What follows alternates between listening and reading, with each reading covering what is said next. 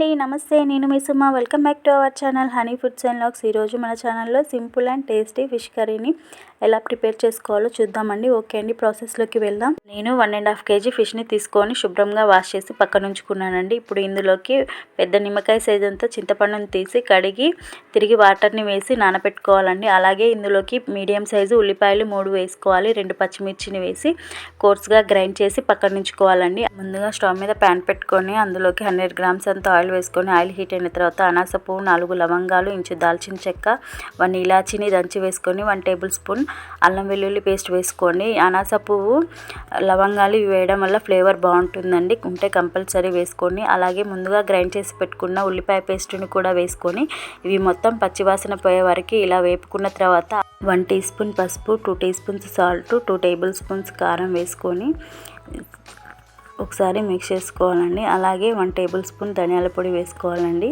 ఈ ధనియాల పొడి రెసిపీ మన ఛానల్లో ఉంది, ఒకసారి చూసి తప్పకుండా ట్రై చేయండి. అలాగే అండి, ఇప్పుడు ఫ్లేమ్ని మీడియంలో ఉంచుకొని ఇలా ఆయిల్ పైకి తేలే వరకు మగ్గించుకోవాలండి. ఇప్పుడు ఆయిల్ పైకి తేలిన తర్వాత ముందుగా నానబెట్టి ఉంచుకున్న చింతపండులో నుంచి రసం తీసి వేసుకోవాలండి.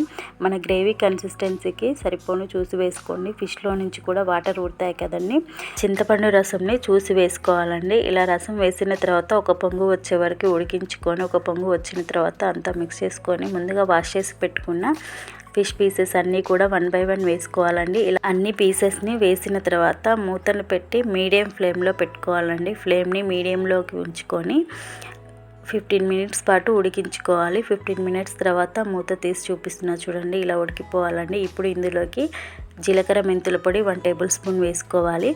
ఇందులో అస్సలు గంటని పెట్టకూడదండి, ఇలానే కదుపుకోవాలండి ఫిష్ కర్రీ చేసేటప్పుడు.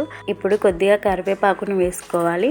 అలాగే ఫుల్ వెల్లుల్లి ఉంటుంది కదండి, అది 1 తీసుకొని దంచి వేస్తున్నానండి. ఒకటైతే సరిపోతుందండి కేజీన్నర చేపల్లోకి.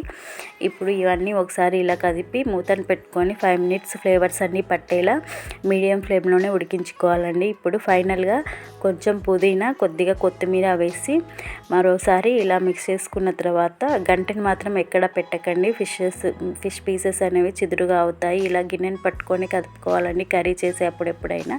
ఇప్పుడు ఫ్లేమ్ని మీడియంలోనే ఉంచి 5 minutes ఇలా ఉడికించుకున్న తర్వాత ఇప్పుడు ఆయిల్ చూడండి ఇలా పైకి తేలాలండి. ఈ కన్సిస్టెన్సీలో గ్రేవీ ఉంటే సరిపోతుందండి. ఇప్పుడు ఫ్లేమ్ని ఆపి పెట్టుకోవాలండి మూతను పెట్టి.